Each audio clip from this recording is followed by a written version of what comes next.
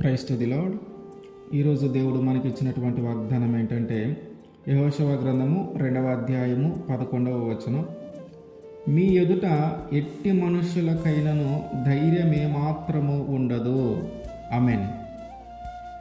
మనకొచ్చిన సమస్యలను చూసి మనము భయపడే పరిస్థితులు పోయి ఆ సమస్య పెట్టిన వాళ్ళే మనల్ని చూసి భయపడే పరిస్థితులను దేవుడు తీసుకొని రాబోతున్నాడు మన జీవితంలో. మన శత్రువును చూసి మనము భయపడే పరిస్థితులు పోయి మన శత్రువే మనల్ని చూసి భయపడే పరిస్థితులను దేవుడు తీసుకొని రాబోతున్నాడు మన జీవితంలో. ఇంతకుముందు ఎవరైనా మనల్ని ఇబ్బంది పెట్టే వాళ్ళు కనిపిస్తే వాళ్ళని చూసి భయపడేవాళ్ళం.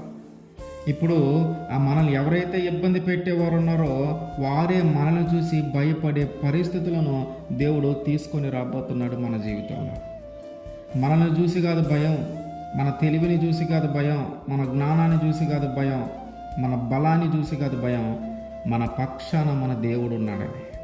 అరే వీళ్ళ జోలికి వెళ్ళవద్దు, వీళ్ళ పక్షాన వీళ్ళ దేవుడు ఉన్నాడు, వీళ్ళకి సమస్యలు సృష్టించవద్దు, వీళ్ళ పక్షాన వీళ్ళ దేవుడు ఉన్నాడని మనకి సమస్యలు సృష్టించేవారు, మన శత్రువులు మనల్ని ఇబ్బంది పెట్టాలనుకునే వాళ్ళు మనల్ని చూసి, అంటే మన వెనకున్న మన దేవుని చూసి మనకి భయపడటం మొదలు పెట్టబోతున్నారు. యెహోషువ గారు యెరికో ప్రాంతాన్ని చూడటానికి రహస్యంగా 2 వ్యక్తులను పంపించాడు. ఈ 2 వ్యక్తుల పని ఏంటంటే యెరికోకి వెళ్ళి అక్కడ ఆహార పంటలు ఏం పండుతున్నాయి, అక్కడ వాతావరణ పరిస్థితులు ఎట్లాగున్నాయి, అక్కడ ఎట్లాంటి మనుషులు ఉన్నారు, వాళ్ళ ఆచారాలు ఏంటి, వాళ్ళ సాంప్రదాయాలు ఏంటి,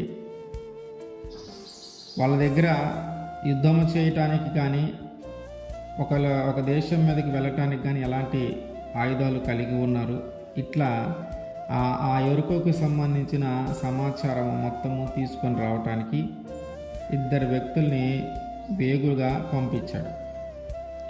ఈ 2 వ్యక్తులు వెళ్ళి రాహాబు అనే ఒక స్త్రీ ఇంటి వద్ద చేరారు. ఆ ఇంటికి వెళ్ళారు. ఆమె ఒక వేశ్య. అయితే 2 వ్యక్తులు, ఇజ్రాయేలీలో నుంచి 2 వ్యక్తులు యెరికో పట్టణాన్ని వేగు చూడటానికి వచ్చారనే సమాచారం మొత్తానికి ఆ ప్రాంతాన్ని పరిపాలించేటటువంటి రాజుకు తెలిసింది. రాజు ఏం చేశాడంటే వెంటనే ఎంక్వైరీ చేస్తే వాళ్ళు రాహాబు ఇంటికి వచ్చారని తెలిసింది. ఆ రాహాబు ఇంటి దగ్గరికి తన సైన్యముని కొంతమందిని పంపించాడు, ఆ 2ని పట్టుకొని రండి అని.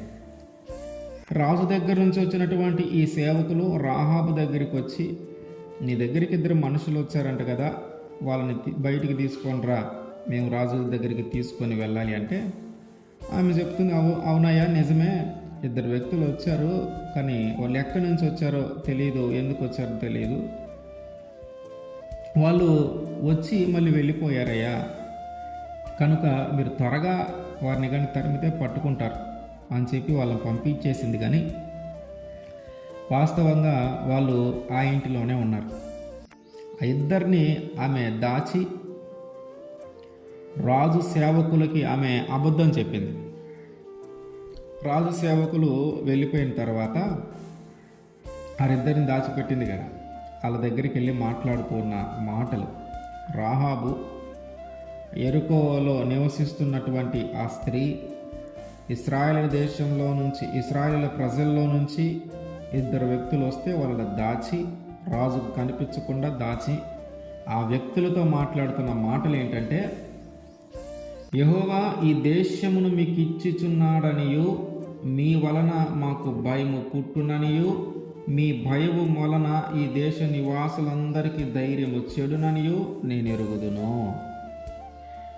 ఈ 2 మనుషుల దగ్గరికి వెళ్ళి మాట్లాడుతున్న మాట ఏంటంటే, ఇప్పుడు మీరు ఈ దేశానికి వచ్చారు కదా, ఈ దేశము దేవుడు మీకు ఇస్తాడని, మీకు అప్పచెప్తాడని మాకు తెలుసు, మీరు వస్తారని, మీరు వచ్చిన తర్వాత మీ వలన మా అందరికీ భయం పుడుతుందని, మాలో ఉన్న, మా దేశంలో ఉన్న ఈ ప్రజలందరిలో ఉన్న ధైర్యము చెడిపోతుందని మాకు తెలుసు. ఎందుకు మిమ్మల్ని చూసి ఈ దేశ ప్రజలంతా భయపడుతున్నారు, ఎందుకు మిమ్మల్ని చూసి ఈ దేశ ప్రజలు యొక్క ధైర్యము చెడిపోతుంది, కారణం ఏమిటి అంటే మీ దేవుడు మీ పక్షా నుండి ఎన్ని సాహసమైన కార్యాలు చేశాడో మేము విన్నాము. మీ దేవుడు మీ పక్షా నుండి చేసినటువంటి కార్యముల గురించి మేము విన్నాము కనుక మాకు భయం కలుగుతుంది. మీరంటే ఎలాంటి కార్యాలు చేశాడు అంటే, ఐగుప్తు దేశంలో నుండి వచ్చినప్పుడు ఎర్ర సముద్రపు నీరును ఎలాగ ఆరిపోజేశాడో, యోర్దాను తీరమునున్న ఆమోరీల ఇద్దరు రాజులైన సీహోనుకును ఓగునకును మీరు ఏమి చేసితిరో అనగా, మీరు వారిని ఎలాగ నిర్మూలము చేసితిరో ఆ సంగతి మేము వింటిమి. మేము వినినప్పుడు మా గుండెలో కరిగిపోయెను. మీ దేవుడైన యెహోవా పైన ఆకాశమందును క్రింద భూమి యందును దేవుడే.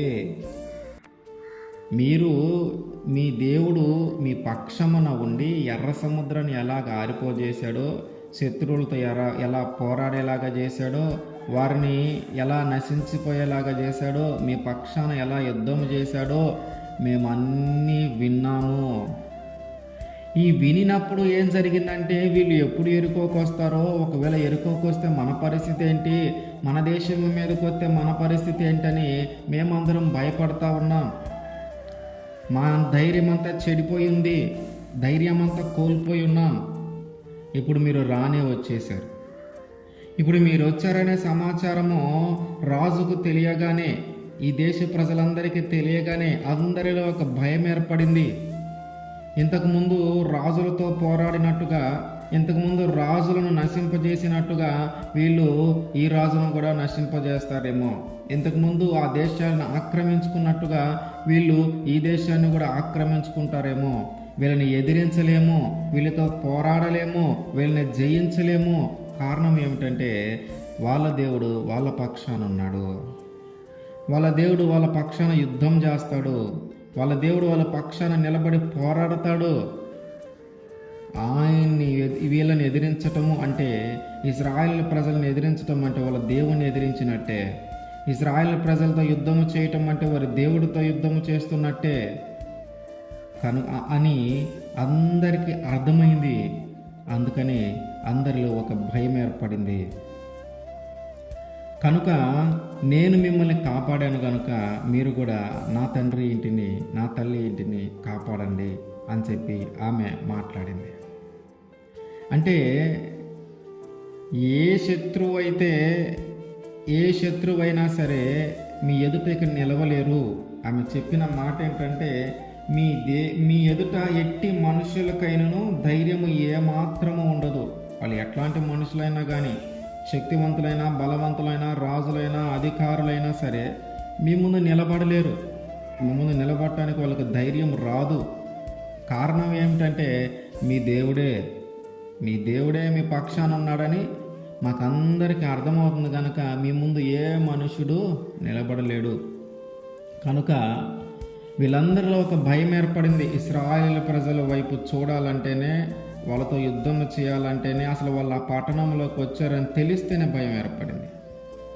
అంటే ఎలాగైతే ఆ ఇజ్రాయేల్ ప్రజల గురించి విని, ఆ ఇశ్రాయేలు ప్రజలు దేశంలోనికి వచ్చారంటే ఆ దేశంలో ఉన్న ప్రజలందరూ భయపడుతున్నారో, అట్లాగే మన జీవితంలో ఎవరైతే మనకి సమస్యలు సృష్టించే వాళ్ళు ఉన్నారో, ఆ సమస్యలు, ఇంతకుముందు ఆ సమస్యలను చూసి మనం భయపడ్డాం. ఇప్పుడు ఆ సమస్యలు సృష్టించే వాళ్ళే మనల్ని చూసి భయపడే పరిస్థితులు రాబోతున్నాయి. ఇంతకుముందు మన శత్రువులను చూసి మనం భయపడ్డాం. ఇప్పుడు అదే శత్రువు మనల్ని చూసి భయపడే పరిస్థితులు రాబోతున్నాయి. ఇంతకుముందు ఏదైనా ఒక బలహీనత, ఏదో ఒక అవమానము మన మీదకి వస్తే కృంగిపోయాం. ఇప్పుడు ఆ నిందలు వేసేవాళ్ళు, అవమానాలు వేసేవాళ్ళు మన గురించి మాట్లాడాలంటేనే భయపడే పరిస్థితులు రాబోతున్నాయి. కారణం ఒకటే, నీ దేవుడు నీ పక్షాన ఉన్నాడని, నీ దేవుడు నీతో ఉన్నాడని, నీ దేవుడు నీ కొరకు పోరాడతాడని. మన శత్రువులు మనల్ని చూసి భయపడే పరిస్థితులు, మన విరోధులు మనల్ని చూసి భయపడే పరిస్థితులు, మనల్ని ఇబ్బంది పెట్టాలనుకున్న వాళ్ళు మనల్ని చూసి భయపడే పరిస్థితులను దేవుడు మన జీవితంలోకి తీసుకొని రాబోతున్నాడు. ఆయన నమ్మదగిన దేవుడు. వాగ్దానం చేస్తే మర్చిపోయే దేవుడు కాదు. ఒక మాట ఇస్తే తప్పే దేవుడు కాదు. ఆయన మనకిచ్చిన ఈ వాగ్దానమును మనందరి జీవితంలో జరిగించును గాక. ఆమేన్.